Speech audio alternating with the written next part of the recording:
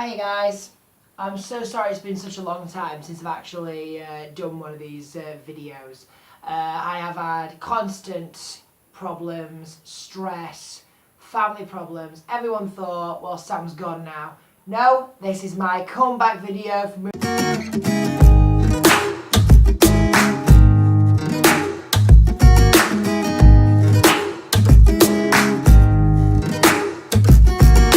Movie Madness, and as many as reviews as I can get in. So welcome back. So, first up, this summer, I know it's ages away, we released a sequel to the final film, Incredibles. Now, I watched this film when I was a kid, when I was younger. It was one of my very favourite Disney Pixar films. I think it's a great story. I think it's basically like a Disney Marvel film. Because it's about superheroes in a city trying to stop a villain. Of course, you kind of know the story. And it basically ended with the Underminer going, "Behold, the Underminer! I shall defeat you!" And then it just cut there. And for about 2 years, we were like, well, what's happened here? How has this happened? What's going on? Finally, after waiting, we have finally got a sequel to Incredibles. And I have to say, it is fantastic. It is brilliant. It's a great, amazing Disney film that families will all together love. It's got great action in it, great scenes. And it's fantastic. The cast are all back. You've got Craig T. Nelson as Bob. He comes back as Mr. Incredible. And you've got Holly Hunter as Helen. Now, instead of the focus being focused on Mr. Incredible in this film, what actually focus is on Elastigirl. So instead of actually focusing on Mr. Incredible, we're on Helen. Because even though they're fighting the Underminer, there's this man called Winston who is a businessman who's trying to break the law on supers. He's trying to bring them back into the limelight. But he doesn't want to use Mr. Incredible for that. He wants to use Holly. Now, when I think of what he wants to use, Elastigirl, now what I think about's brilliant about this film is we take the focus away from Mr. Incredible and we focus on Elastigirl. So it's like Elastigirl becomes like the main superhero in the film, where you look at Bob and how he looks after his family. So you've got one footage on Helen as Elastigirl trying to save this new city and trying to bring the superhero name while trying to stop this evil new villain who we don't know who is, and I do know but I won't spoil. And we also look at Bob and family life and him trying to cope with being a father to superhero children. And it's such a great twist, a great change that that's not been done before, which works really, really well. You've got Sarah as Violet. She's fantastic. She's dealing with teenage problems in this film, especially with her boyfriend, trying to cope with the fact, can she be in love and save the world at the same time? Dash is in it as well. He's played by Huckable Sound. He was in the original. You've also got Samuel L. Jackson, brilliant actor who comes back as Frozone, and he's also trying to help them with all this new, trying to bring superheroes back in the limelight, but also stop this evil new villain that we're very like, whoa, who is this guy? He's hypnotizing everyone. This is crazy. And you've also got Winston Dever, who is played by Bob. If I spell this wrong, please kill me. Bob Denerick. Not seen him anything before, but I'd like to see him in more things. He was brilliant. His character was great. You kind of have like a kind of bond with him in this film, and you kind of think one thing, but you actually find out another. Altogether, the animation is fantastic. The special effects are great. I love the storyline, and my favourite character, by all means, will always be Jack, because that scene was one scene in the film that I won't spoil that absolutely had me rolling in laughter. It was hilarious. The animation's brilliant. How they do the camera shots, the cast is great. It's a great Disney sequel, and I love it. So I'm going to give Incredibles 2 5 stars.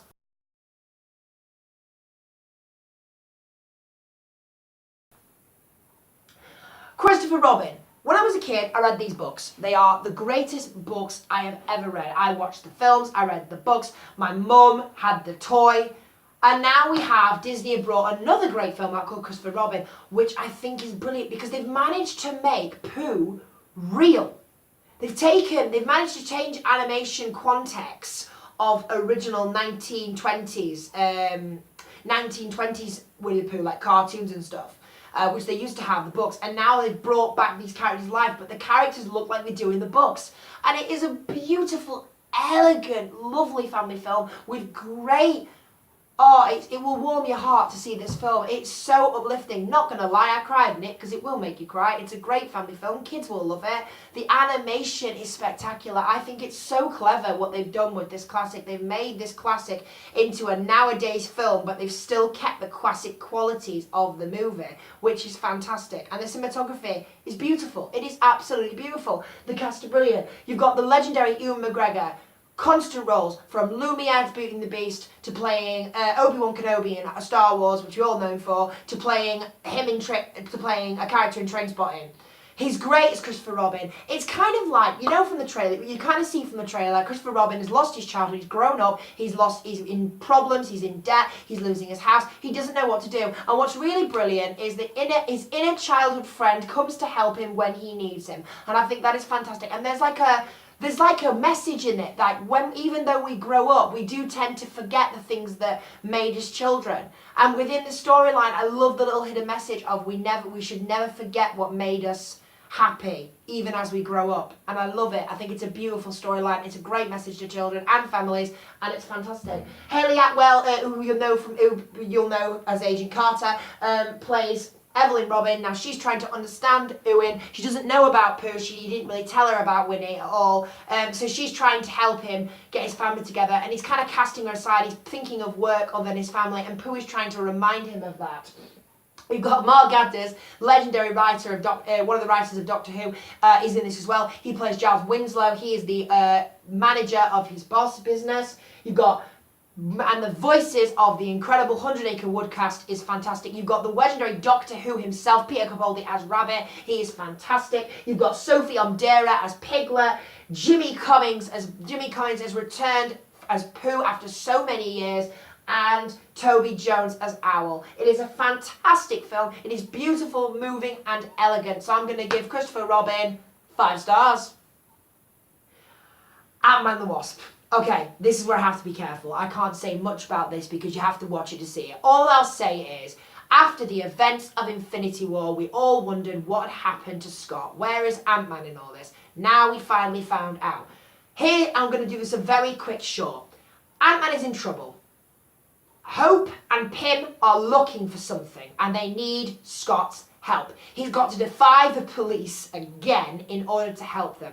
Also, there's a new villain, if you've seen from the trailer, called Ghost, who is trying to accomplish something. Also, there's appearance from incredible Lawrence Fishburne, who plays one of the greatest Marvel characters I read about. And if you don't know Black Goliath, then obviously you're not a Marvel fan, because if you know Black Goliath is a very famous comic superhero. You must know him. So long story short, they're trying to find this thing, they're trying to find something in the quantum realm, and that's all I can tell you, because anything else will spoil it. It is a go in there blind kind of film. You go in there, you watch it, you enjoy it, because if you can't, you have to go in knowing squat. That's how it works. The cast is brilliant. You've got Evangeline Lillis Hope. Great to see her return. It's great to see her in a suit. It's great. She's amazing in the Wasp suit. Have you seen the Wasp suit? It's brilliant. I love it. It's great. You've got Paul Rudd as Ant-Man. Again, he is the Ant-Man to me. He's funny. He's brilliant. He's got great character. You've got Michael Douglas, who returns as Hank Pym. He's a bit different this time. He's on the run. Why is he on the run? And Lawrence Fishburne, as I said, in Black Goliath.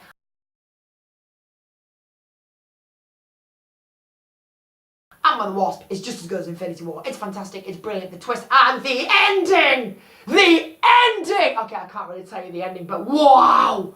So, Ant-Man the Wasp, 5 stars.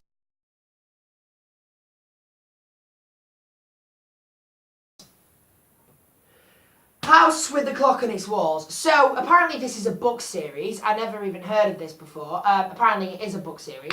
It's basically about, this is the story of a man called Jonathan, who is a warlock, and Mrs. Zinnemann, who live together in a house. Now, apparently an evil warlock person put a curse on the house where there's a giant clock in the house, and they have to try and find it. Otherwise, the whole world's going to end. This kid called Lewis, who has left his parents, come to live with his uncle. Now, Uncle Jonathan is his uncle. He's a warlock. If you don't know from by now, he is a warlock. You can see from the trailer. Mrs. Zimmerman is a witch, and apparently Lewis is trying to learn how to be one as well. And he's got to save his uncle from this mysterious house. This evil sorcerer has put a curse on this house, and they're supposed to try and find this clock before the world ends. Rubbish. Absolute rubbish. I've never seen a worse film than this. I felt bored, I fell asleep. Characters were crud, the action was terrible, storyline was dreadful, the character chemistry, there was none of it. The bad guys were bad, honestly. I mean, seriously, I hated the characters, I hated the whole, the special effects even weren't that good. I was bored stiff. I mean, how do you do it? We'll make a really bad thing about that looks like Harry Potter, but also looks a bit like Mary Poppins, but then we'll add some jack-o'-lanterns in there, make it a Halloween movie, even though it's not supposed to be a Halloween movie. Let's make it a Halloween movie, even though it's nowhere near Halloween.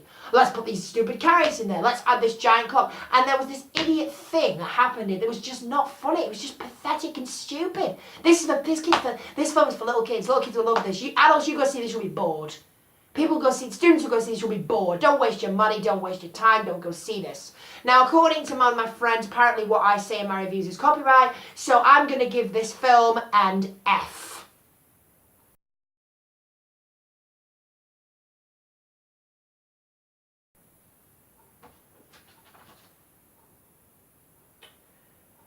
Venom. Haha, waiting to review this. I don't understand why there's so much critic on this film. This film is, in my eyes, brilliant.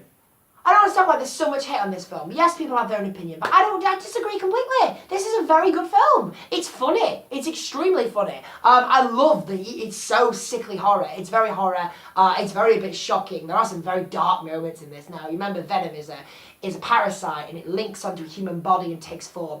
Tom Hardy is a badass in this and hilarious. You don't see the Tom Hardy you think. He plays a very different character than what you used to on scene, but I think it works very well. And it's good. I enjoy it. I think he looks really, really good in this.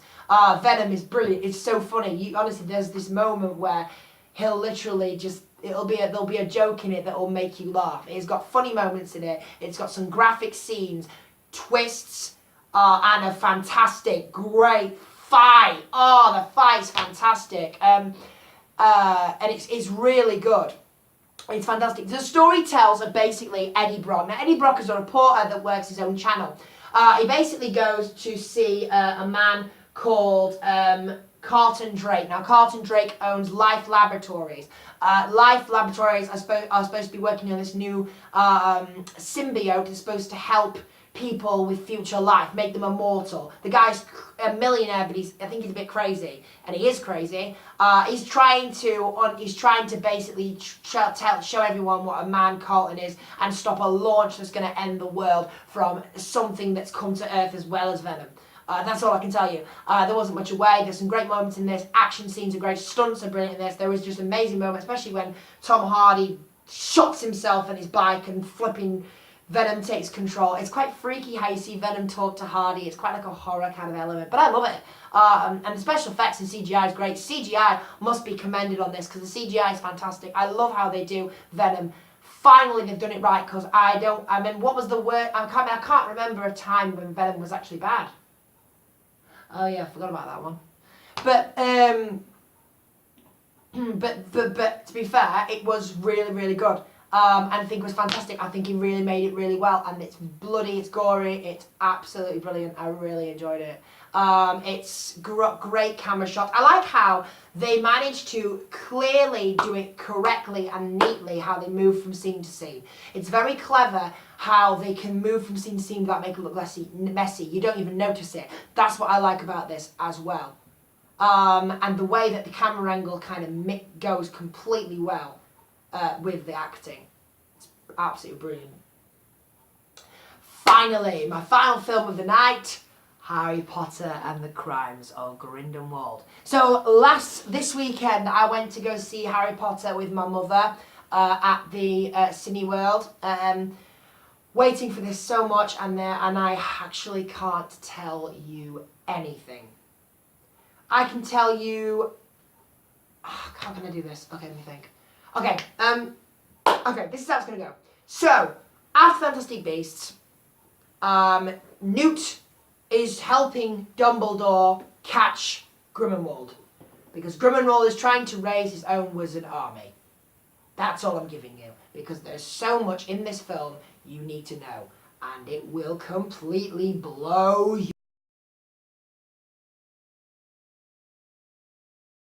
your mind.